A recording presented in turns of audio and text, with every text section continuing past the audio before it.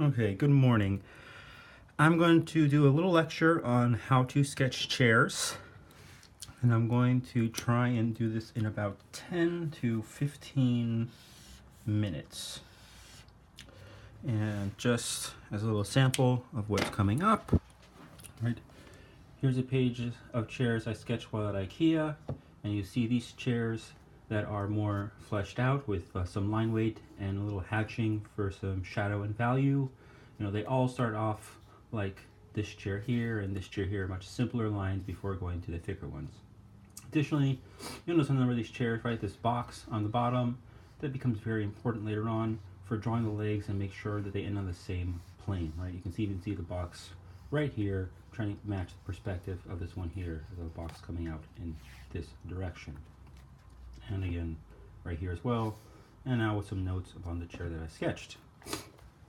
And once more, right, so we have this chair here with some very, well, the end chair, right, is very curvy in many places. But when I start off, I do it very boxy, right, very boxy right here, because I'm just trying to figure out these angles before adding the curves to them, right? So here I have the straight and then the curve, and now later on I don't draw the straight anymore and I just draw the curve. But I start off by drawing the straight lines because it gives me reference points for drawing the chair in perspective. So let's start off just by sketching a generic chair. For those wondering, I'm using the F pen here. All right, generic chair. Going to start off with a box.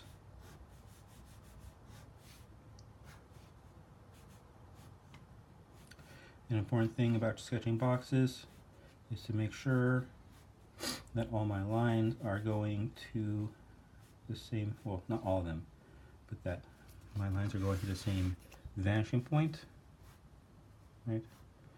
Now, with this, so vanishing point, vanishing point, vanishing point, vanishing point, and this last one right here, right? So all of these are roughly converging to some vanishing point over here. I do have a little bit of a 3-point perspective on this one because we can see how this there, and there, so they're converging a little bit. So I have a little 3-point perspective on this one. I will try to draw the next one without that 3-point perspective. But this is the rough setup I use for mostly drawing any chair. Let's try that again for maybe a different angle.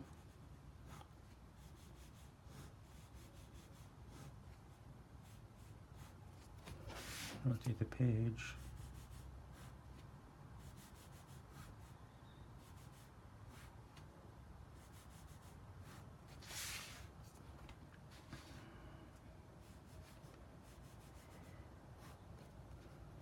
A little off right there.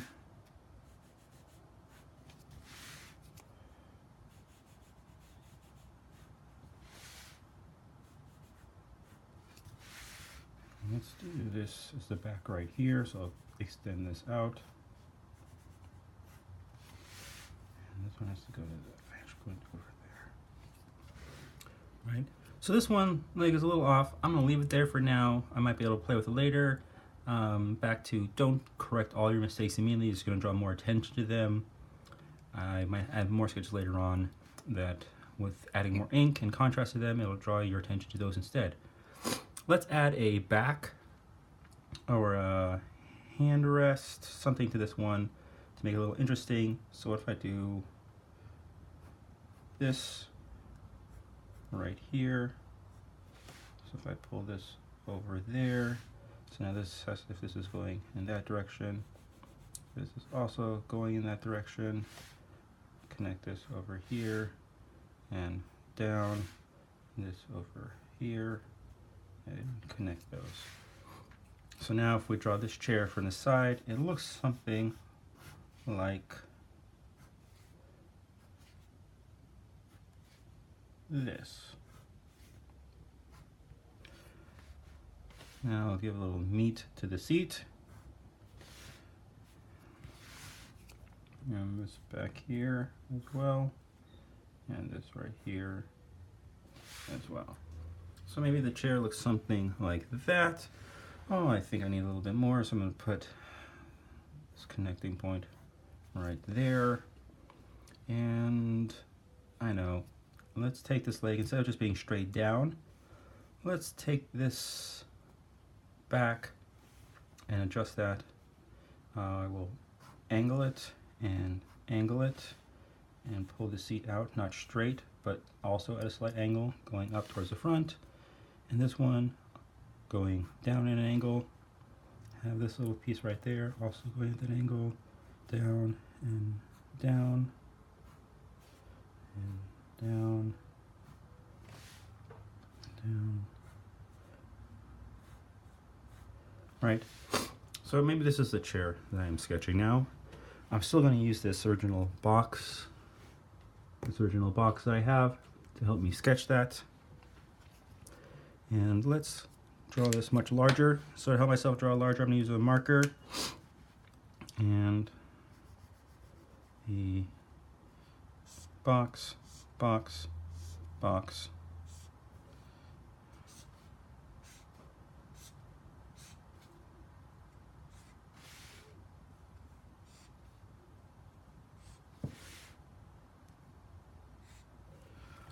Yeah, we can see that, and go straight up and straight up, and that and that. But now, right, this is back at an angle, so I'm going to shift this back at an angle. Right, so there's that flat plane up here. Gives me to the point back there where that's going at an angle. This is going at an angle. Looks like they're roughly the same. So if I just drop this down to the floor right there and pull this over, and I know where this angle is and that angle is. Oh, the chair is also going at an angle, or the seat. So it's a little higher. Let's say like that. If I would just pull it over here and pull that to the top, there, and there, and this, and this. So we have the seat, the leg going back at an angle right there. We also have this other leg coming to the front at a small angle. And if I just connect those in perspective, right where they line up, so that right there and that right there. So there's a lot of marker work, and now I can use a pen to bring those out. And initially I'll just treat these as flat planes before adding any little detail to them. To that point right there, to that point right there, there, that point right there, and that point right there, and this and that right there, and this and that point right there, and this and that point right. Rotate my page, right there, right there. Right. So now I have these legs coming back at an angle, at the same angle. I have these legs going forward at the same angle. I have the seat coming back at the same angle. I'm missing this little wing flaps I added to them. So let's do that with the pen here, with the marker here. Looks like to draw perpendicular. Looks like it's going like that. There and there. Connecting that. Ooh, that's pretty shallow angle right there, so it's hard to see where that flat comes out completely. That and that. All right, connect that across in perspective, across in perspective, down parallel to this one, and then connect those two. So that is how I'm going to get this and that.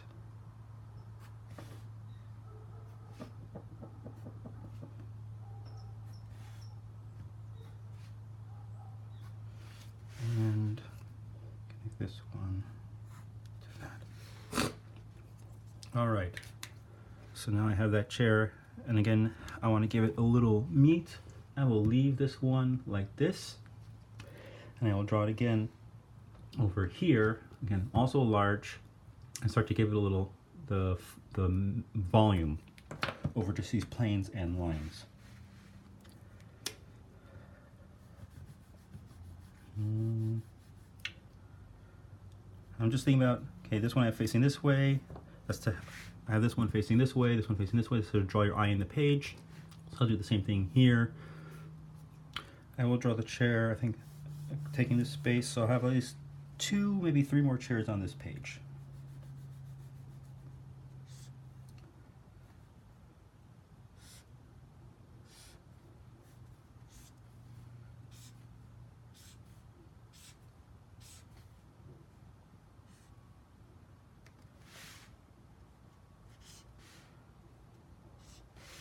And again, my simple box, extend the back, match my existing perspective. Well, this is there, this is there, this is there. This needs to go up a little more maybe, and this one there. Pull that back for the angle there, and match the perspective there. Pull that back, drop it down to the ground, match the perspective there. Pull that down to the ground. Pull the seat up, match the perspective.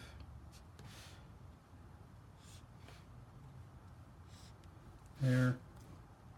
Pull this leg down to the ground, match the perspective to get the other spot over there. Rotate my page, draw my straight line. Straight line. I need this piece up there.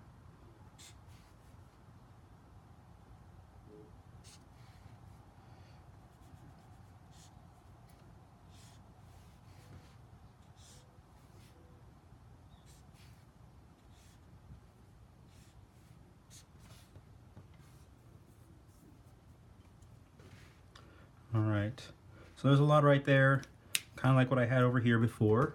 So I'm just gonna start using some pen to flesh it out. But as I do that, I will also start to give some volume and mass to it. And I'm realizing I'm at 12 minutes, so this is a little longer than I wanted it to be.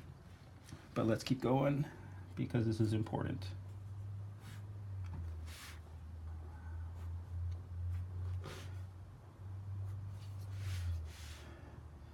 Find my dot is right there.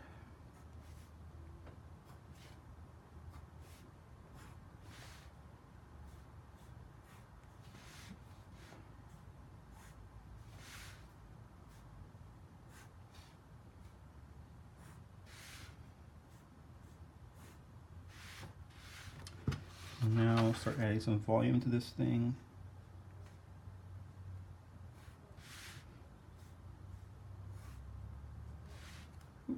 Going down at an angle to match the leg right there. So let's give that some thickness.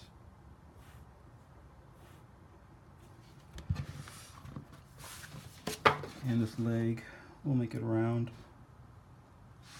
So that makes this back leg round as well.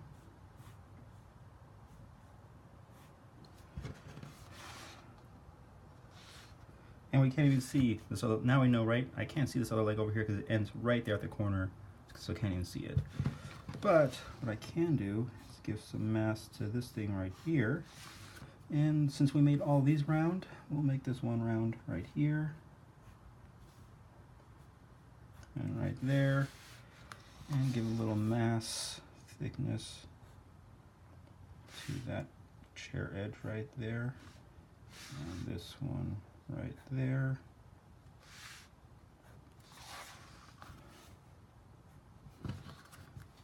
And like we're going to be able to see just a little bit of the bottom of this right there. So now we have that. I'm missing this. These legs seems like they're going to fall apart. So let's add parallel to this ground line right there.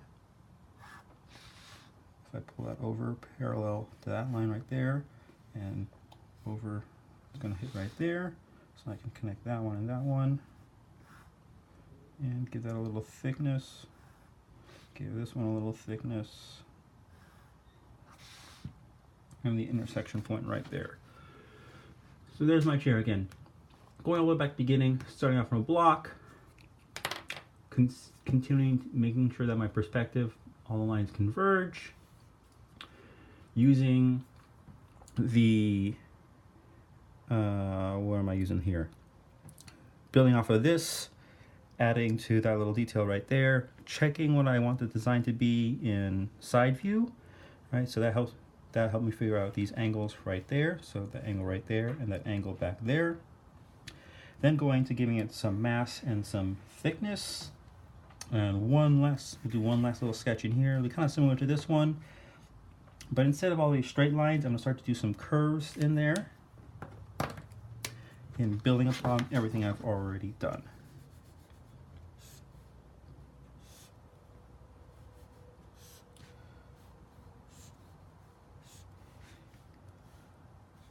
And this is why it's useful to have drawn in marker, because I can shift that over a little bit when I realize that I'm going to draw over a previous sketch in a way that I don't want to. An overlap might be kind of interesting, but I don't want to do that right now with this. I want to focus on the chair and showing it off over having a dynamic, interesting layout. Checking out my lines are converging. Again, the benefit of sketching with marker first. Extend this line up, extend this line up, like that.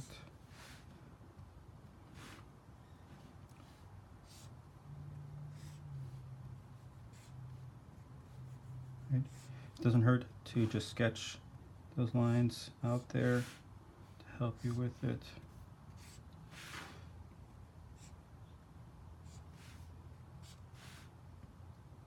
And notice that one thing I'm not really doing here is paying too much attention to the one moment, got a little lost in this. I'm not paying too much attention to the proportions exactly. I'm just roughly getting the proportions in there because that's good enough for this. And just as I keep sketching this more and more, I can refine the sense of proportion that I have going on here.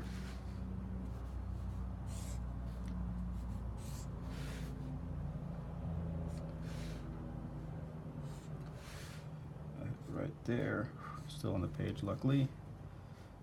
And back there.